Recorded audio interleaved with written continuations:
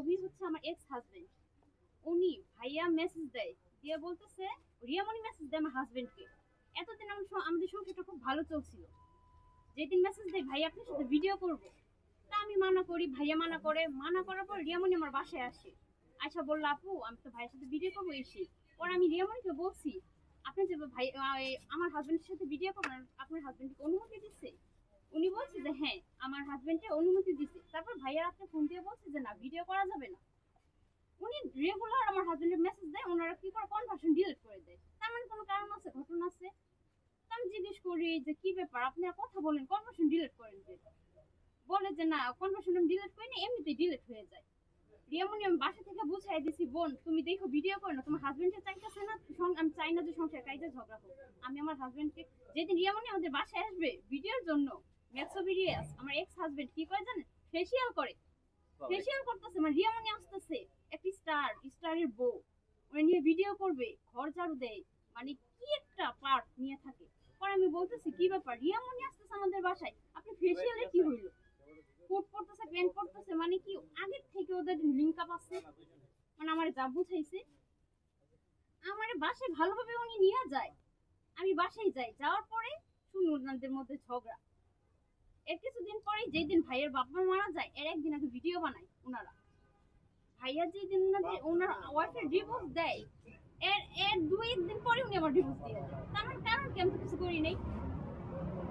রিয়ামনি আমার বাসায় আসে, উনার এত ভাবে বললাম উনি একটা ভাড়ের মেয়ে, উনি একটা ভাড়ের মেয়ে। উনারে যে বললাম যে আপু হাঁটতে ধরে যে বললাম যে আপু আপনি ওর সাথে ভিডিও বানান না, আপনার সংসারটা ভাঙেন না।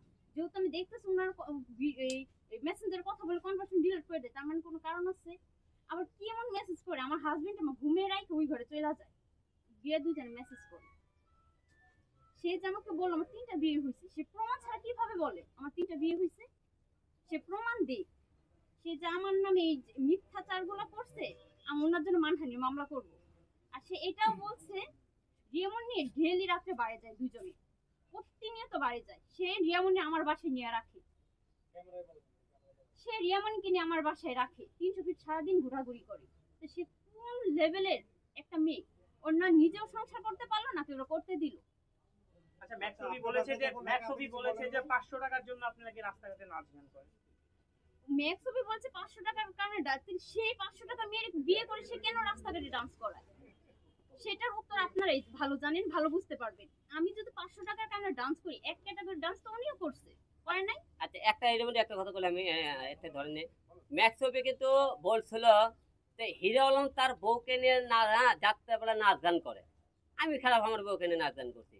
তুমি এত ভদ্রলোক 500 টাকার বউকে নিয়ে তুমি কেন ভাই নাচ গান করছা? এটা আপনাদের কাছে ম্যাক্সবির বিষয়ে প্রশ্ন থাকবে।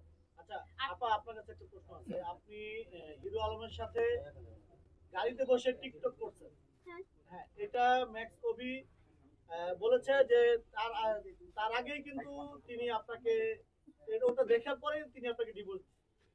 আসলে কতটুকু সত্য? এই কথাটা সম্পূর্ণই ভুল। আমরা উনি আমাকে ছেড়ে দিচ্ছে আপনাদের সামনেই বলছি, তাহলে ওনার সাথে আমি ভুলো ভুলো করে ভিডিও করি, যেইভাবে হচ্ছে সেভাবে ভিডিও করি, উনি তো দেখার বিষয় না।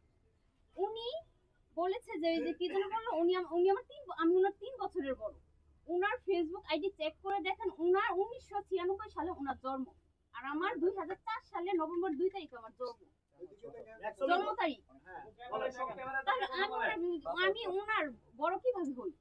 এইটাই কথা ম্যাক্সবি বলেছে আপনি হিরো আলম, আপনি আপনি হিরো আলমের সাথে জুটি বেঁধেছেন, তাই হিরো আলমের বউকে তিনি নিয়েছে, মানে অদল বদল। আসলে কতটুকু কি আপনাদের মধ্যে এই যে ধরনের বিভ্রান্ত দেশবাসীর কাছে আপনারা কি মেসেজ দিচ্ছেন এইভাবে? না না না, এটা সম্পূর্ণই ভুল। রিয়া যে মূলত ভাইরাল হতে চাইছে, কারণ উনি বাংলাদেশের মধ্যে একজন টপ। ওনার যেহেতু রিয়ামনি ওনার সাথে কাজ করে, রিয়ামনি সবাই চিনে, ভাইরাল। তো রিয়া যে চাইছিল যে ওনার সাথে ভিডিও করে, মাঝখানে প্রচুর ভাইরাল হয়ে গেছে, যে 2-একটা ভিডিও করে ভাইরাল হয়ে যাক। যেহেতু রিয়ামনিও ডান্স করে, বারে জব করে, রিয়া যাও করলাম এই বারে এই যে কি যেন ওইটার কাজ করতো, তো দুইজনে মিলা গেছে, সেম সেম ওরা নাই জায়গায় খায়, ওদের অভ্যাস। আচ্ছা আপনি অভি যাওয়ার পর থেকে আপনার কষ্ট থাকার কথা না, আমার কোনো কষ্ট নেই। কেন কষ্ট থাকবে? কেন আপনি কেন তাহলে আবার সাংবাদিকদের সামনে আসছেন? আপনার তো না, সে আমার নামে মিথ্যা, সে আমার নামে মিথ্যা কলঙ্ক দিচ্ছে, সে মানে আমি অনেক কিছু আজে বাজে কথা বলছে যেটা আমি মানতে পারতেছি না। সেটা কি বলেছে? সে বলেছে আমার নাকি খারাপ ভিডিও ওর কাছে আছে। এতদিন বউ ভালো ছিল, বউরে নাইচা টাইচা তুমি এত বড় হইছে, এত স্টার হইছে, এখন বউর খারাপ ভিডিও আছে, বউ আমার চেয়ে বয়সে বড়, বউ পরে কি করে? সে বলে নাই, সে আমার ফোন চালাইতে দেয়নি, তো কিভাবে পরে কি করে? একটা মেয়ে মানুষ 3 বছর আমি ওর সংসারে কোনো ফোন চালাইনি।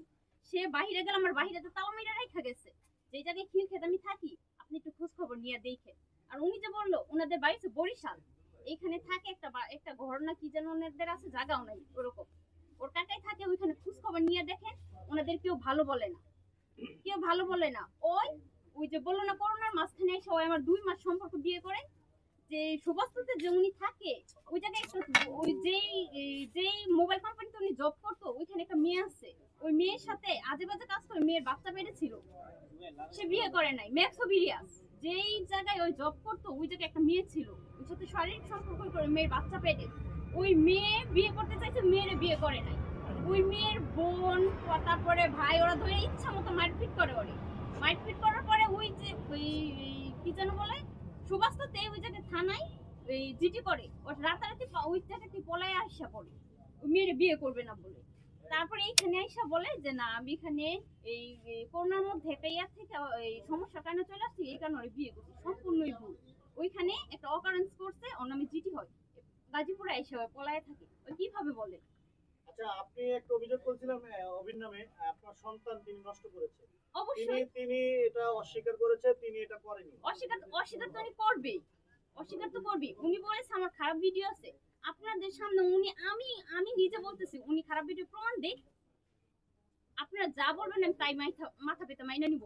উনি যদি প্রমাণ দিতে পারে যে আমার খারাপ ভিডিও আছে, সাধারণ ওনার সাথে একটা ভিডিও করতে ওইটাই ভাবে দেখায়, আর ওই ভিডিও থাকলে তো এইভাবে বসে রয়েছে, ওইভাবেই দেখাই তো নেটে ছাড়তো।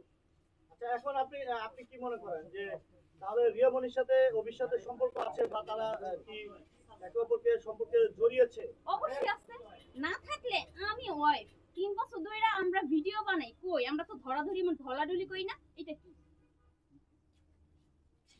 আপনারা নিজেই দেখেন, আপনারা দেখেন, এদিকে দেখান।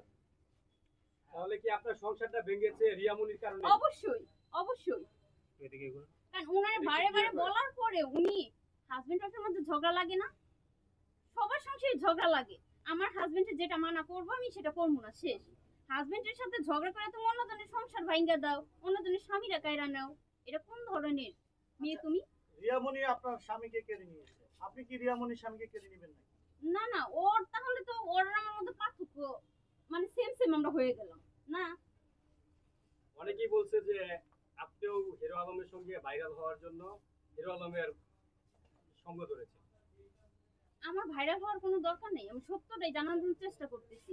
কারণ রিয়াজ আর রিয়ামনি মানে ওদের ভাইরাল হওয়ার, রিয়ামনি তো হয়েই গেছে, এখন কি রিয়াজের ভাইরাল হওয়ার দরকার ছিল ওনার ওয়াইফকে নিয়ে? যেহেতু হইতে পারেনি, পেজটা হারাইলো, মিথ্যা অপবাদ দিল, আমি আর ভাইয়া বলে ওনার পেজ খেয়ে দিচ্ছি।